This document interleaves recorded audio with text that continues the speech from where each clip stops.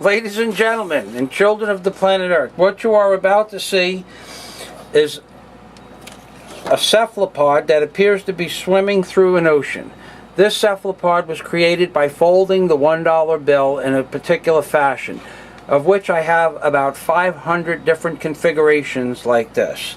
Ladies and gentlemen, this is just one of the many pictographs that depict a piece of information upon the $1 bill.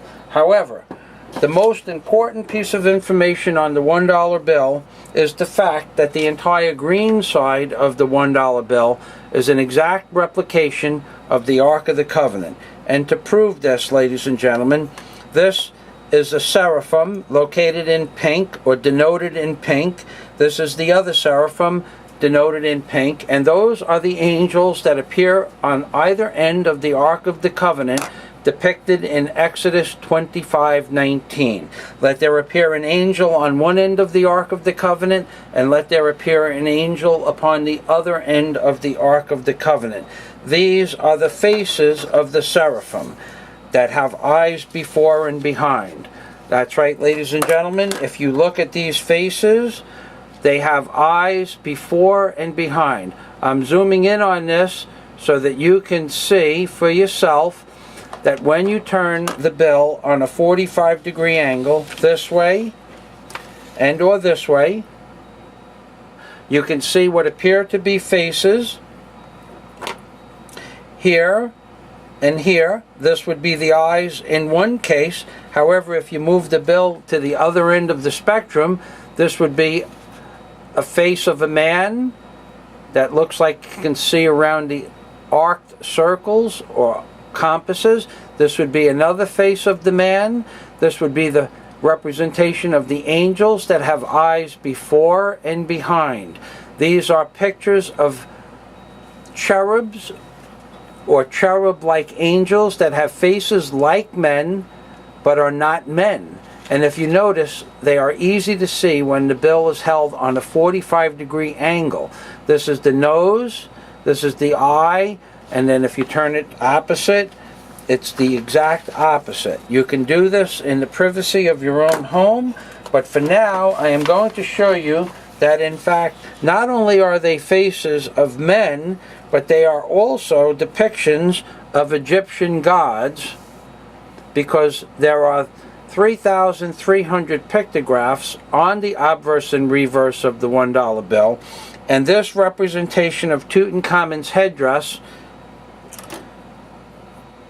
the vulture's headdress that appears at the top of Tutankhamun's headdress, this is the vulture's headdress, and this is the plaited false beard.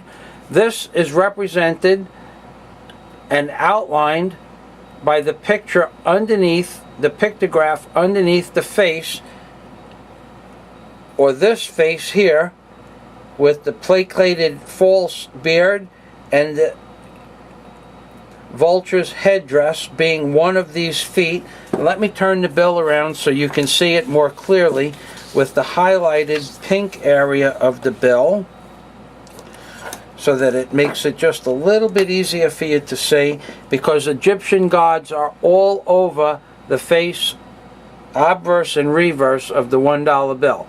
In this case, here you go.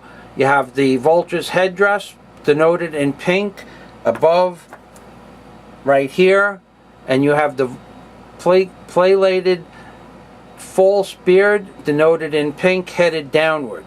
And then you see the outline of Tutankhamun's face here, and you see the outline of a face right here. It is no mistake that it is an outline of Tutankhamun's face.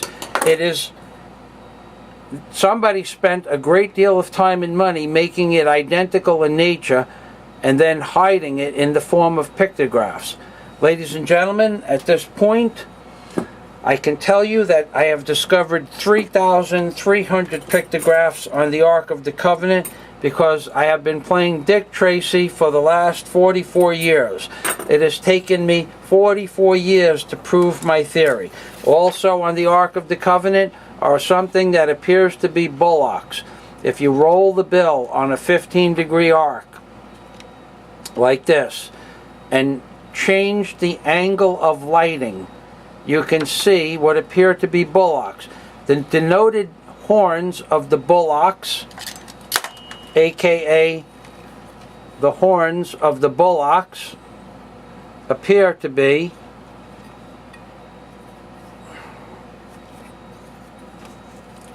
the horns of the bullocks.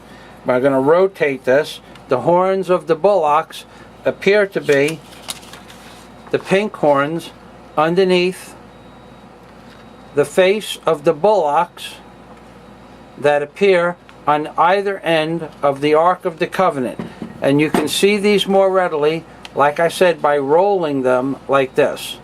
And at this point, I'm going to make note of the fact that I am ready to sell the rights to the movies, any movie rights or publishing rights to a producer or a movie studio that is interested in purchasing these concepts that I created from scratch. And I believe I am the only person on the planet Earth that understands how complex the 3,300 pictographs are, in fact. And I believe I am the only person on the planet that can describe them to people. And although I placed some of them in the book, I can also tell you that this pictograph that I denoted as the Ark of the Covenant is also an exact replica of King Solomon's temple. And the porch that sets upon King Solomon's temple is right here. Here's the porch. And I can prove that as well.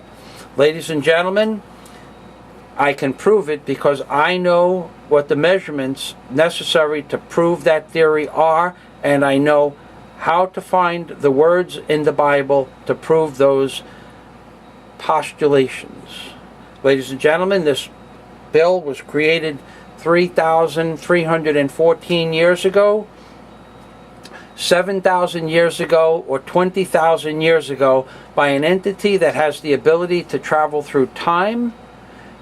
The words of the Bible were created by the same entity, and it is my theory that the Bible, the Ark of the Covenant, or the description to the Ark of the Covenant, the description for King Solomon's temple, and the knowledge necessary to build the Great Pyramid, those 4 items were all created by the same entity, probably on the same day, and in all likelihood 20,000 years ago. Ladies and gentlemen, this is Michael Fazio in the Florida Keys telling you, yes, this is a crazy concept, but then again, everything I do is in line with everything else that I do.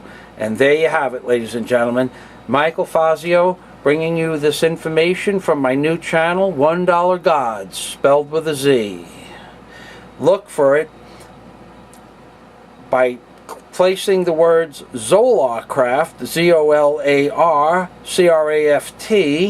in the Google search engine on the internet, and you can only come to one place, ladies and gentlemen. That's right, ladies and gentlemen. This is in fact a Zolarcraft.